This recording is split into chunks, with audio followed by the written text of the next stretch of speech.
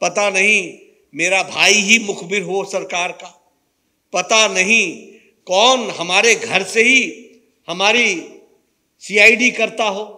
इस तरीके का एक प्रश्नवाचक चिन्ह आकर के खड़ा हो गया। ये जब इन श्रीमती इंदिरा गांधी का फैसला आया और जिस तरीके से उन्होंने संविधान को बदल करके अपनी कुर्सी की रक्षा करने का प्रयास किया, उस समय सारा देश आंदोलित हो गया, उद्वेलित हो गया।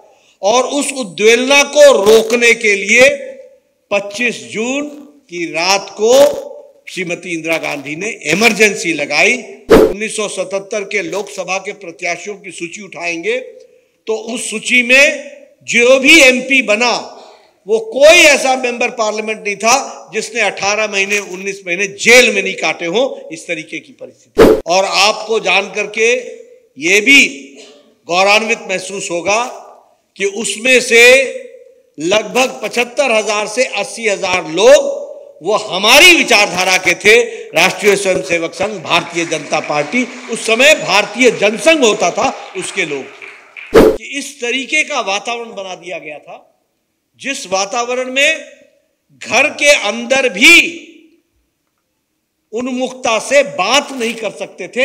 यह परिस्थिति ला करके खड़ी कर दी। 6 साल तक इलेक्शन से डिबार भी किया था। यह स्थिति आकर के खड़ी हुई थी। इस तरीके से उस समय की स्थिति आई थी और उसके बाद कानून को बदला गया।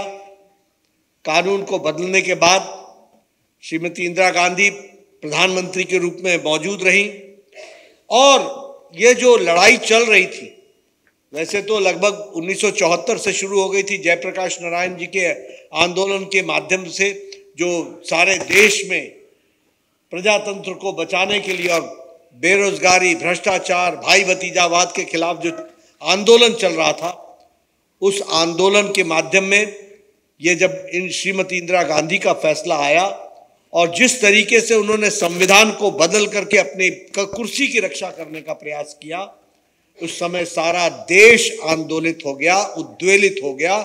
और उस उद्वेलना को रोकने के लिए 25 जून की रात को श्रीमती इंदिरा गांधी ने इमरजेंसी लगाई और हजारों लोगों को उसी रात को उनको अरेस्ट कर लिया गया, जिसमें मैंने नाम आपको बताया। देश का कोई प्रमुख नेता नहीं था जो बचा हो, कोई प्रमुख नेता नहीं था। यानी अगर आप 1977 के लोकसभा के प्रत्याशियों की सूची उठाएंगे तो उस सूची में जो भी एमपी बना वो कोई ऐसा मेंबर पार्लियामेंट नहीं था जिसने 18 महीने 19 महीने जेल में नहीं काटे हो। इस तरीके की परिस्थिति थी। और मैं एक बात और आपको बताना चाहूंगा, और इसीलिए हम कहते हैं कि जब रक्षा करने की बात आती है देश के, तो हमारे स्वयंसेवक, हमारे राष्ट्रीय स्वयंसेवक संघ के लोगों ने भी उस समय पूरा अपना योगदान किया था। लगभग 1,40,000 लोग, आप आंकड़े पर ध्यान दीजिएगा, 1,40,000 लोग MISA, maintenance of internal security act और defence of Indian rule DIR के तहत गिरफ्तार हुए थे। 1,40,000। और आपको जान करके ये भी गौरवान्वित महसूस होगा कि उसमें से लगभग 75,000 से 80,000 लोग वो हमारी विचारधारा के थे। राष्ट्रीय स्वयंसेवक संघ, भारतीय जनता पार्टी, उस समय भारतीय जनसंघ होता था, उसके लोग। ऐसे लाखों परिवार हैं जिन्होंने अपना सर्वस्व लगा करके उस समय देश की रक्षा के लिए आए थे।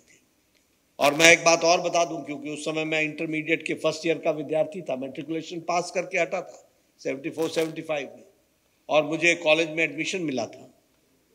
मैं आपको बताना चाहता हूं कि इस तरीके का वातावरण बना दिया गया था जिस वातावरण में घर के अंदर भी उन्मुखता से बात नहीं कर सकते थे। यह परिस्थिति ला करके खड़ी कर दी थी। पता नहीं मेरा भाई ही मुखबिर हो सरकार का, पता नहीं कौन हमारे घर से ही हमारी सीआईडी करता हो। इस तरीके का एक प्रश्नवाचक चिन्ह आकर के खड़ा हो गया। और मैं जब बताता हूं कि इंटरमीडिएट का विद्यार्थी था, कॉलेज नहीं दिखते थे, वो पुलिस की छावनी दिखती थी, छावनी कैंप दिखता था। मैं आपको बताना चाहता हूं, आज चर्चा हो रही है, मुझे अपने कॉलेज के दिन याद आ रहे हैं। आप कभी इमेजिन करेंगे कि 2 साल के दौरान, मेरी इंटरमीडिएट के दौरान, मेरे क्लास को 2 बार अरेस्ट किया गया, 2 बार, इंडिविजुअली नहीं, सारी क्लास को।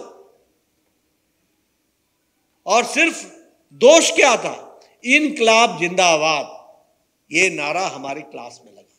सारी क्लास को उठा करके ट्रकों में बैठा करके, बॉर्डर सिक्योरिटी फोर्स और सीआरपीएफ के ट्रकों में बैठा करके जेल में डालने का काम किया 2 बार। ये मैंने अपनी आंखों से देखा है। हमें एक बार नहीं, अनेकों बार कॉलेज के प्लेग्राउंड से उठा करके, और हमें ही नहीं, सारी क्रिकेट की टीम को, सारी फुटबॉल की टीम को, सबको उठा करके हमारे शहर से 20 किलोमीटर दूर जाकर के किसी अनजान जगह पर छोड़ने का काम ये हमारे कॉलेज के बच्चों के साथ हो रहा था, जो सिर्फ अपने जोश में, नौजवानी में इनकलाब जिंदाबाद का नारा लगाते थे, जयप्रकाश नारायण जिंदाबाद का नारा लगाते थे। इस पर इस तरीके की परिस्थिति ला करके खड़ी की थी। और जैसा मैंने कहा कि 1,40,000 लोग, और उसमें से ज्यादातर लोग हमारी विचारधारा के थे, जिनको अरेस्ट किया गया, लेकिन एक भी नहीं टूटा। हर दिन सत्याग्रह हो रहे थे। और आप सबको मालूम है कि इस इमरजेंसी को हम लोगों ने पूरे 19 महीने झेला, और उसके बाद फिर चुनाव हुआ, और उसमें एक बात और ध्यान में रखनी चाहिए, मीडिया पर प्रतिबंध लगा। सेंसर्ड मीडिया, कुछ नहीं आता था। हमें याद है, हम कॉलेज के दिनों में जो पर्चियां छपती थी वो रात को हॉस्टल में डिस्ट्रीब्यूट करते थे, बताते थे कि देश की स्थिति क्या है, कहां क्या चल रहा है, किस तरीके से जुर्म ढाए जा रहे हैं, और किस तरीके से चीजों को रोका जा रहा है, प्रजातांत्रिक लोगों को रोका जा रहा है। ये भी उस समय नारा लगा था, India is Indira, Indira is India. ये इनकी सोच हो गई थी, ये प्रजातंत्र का गला घोटने वाले लोग। अब ये बात अलग है, अलैदी है कि राहुल गांधी जी ने इतिहास कम पढ़ा है, इसलिए उनको इतिहास की जानकारी कम है। वैसे भी पढ़ने लिखने का शौक शायद कम है, मालूम नहीं डिग्री कितनी आई है, लेकिन इतिहास कम पढ़ा है, उनको जानकारियां नहीं है किस तरीके से उस समय प्रजातंत्र के गले को घोटने के लिए जो प्रयास हुआ था, और किस तरीके के उस समय डायलॉग हुए थे, किस तरीके के उस समय शब्द बोले गए थे।